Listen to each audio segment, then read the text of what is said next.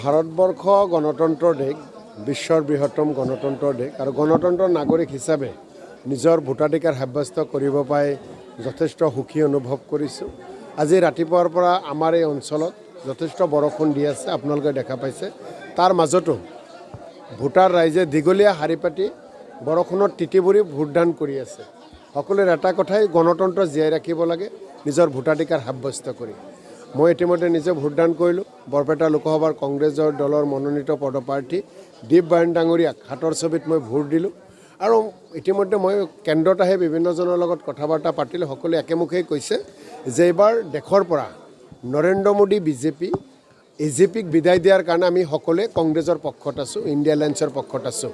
গতিকে মোৰ হাতত থকা খবৰ মতে বৰপেটা লোকসভাৰ বিভিন্ন প্ৰান্তত সকলোৱে জাতি ধৰ্ম নিৰ্বিশেষে দীপ বায়ন ডাঙৰীয়াৰ হাতৰ ছবিত সকলোৱে ভোট দি আছে।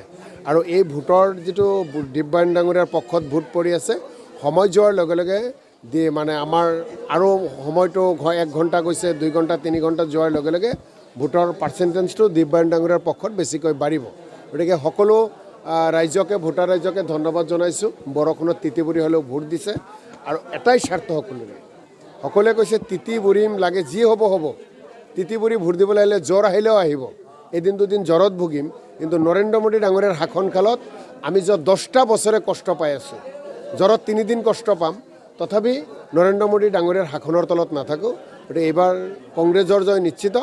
কংগ্ৰেছে 100% দিল্লীত চৰকাৰ গঠন কৰিব, ইণ্ডিয়া এলায়েন্সে চৰকাৰ গঠন কৰিব আৰু আমাৰ দীপ বায়ন ডাঙৰীয়া বৰপেটাৰ পৰা সাংসদ হৈ বৰপেটাৰ উন্নয়ন কৰিব। দেখা গৈছে যে এই প্ৰতিকূল বতৰতো মানুহে শাৰী পাতি লাই দিছে, আচলতে এইটো গণতন্ত্ৰৰ কাৰণে শুভ লক্ষণ। আপোনালোকক এটা কথাই কৈছোঁ, আমাৰ শ্লোগান, দেশৰ জনতাৰ কংগ্ৰেছৰ ইণ্ডিয়া মৰ্চাৰ শ্লোগান এটাই, সংবিধান বচাব লাগে, গণতন্ত্ৰ বচাব লাগে। নৰেন্দ্ৰ মোদীৰ শাসনকালত সংবিধানৰ বিপৰত, গণতন্ত্ৰৰ বিপৰত। এই যে আপোনালোকে দেখিছে যে ইমান কষ্ট কৰি আহিছে, এই গোটেইসকলে এজন এজন অসমীয়া, এজন ভাৰতীয়, আৰু সকলোৱে আহিছে সংবিধান বচাব, গণতন্ত্ৰ বচাব। নৰেন্দ্ৰ মোদীৰ হাতত গণতন্ত্ৰ বিপদত, সংবিধান বিপদত। এই গণতন্ত্ৰ সংবিধানক বচাবলৈ নৰেন্দ্ৰ মোদীৰ বিপক্ষে সকলোৱে ভোটদান কৰিবলৈ আহিছে।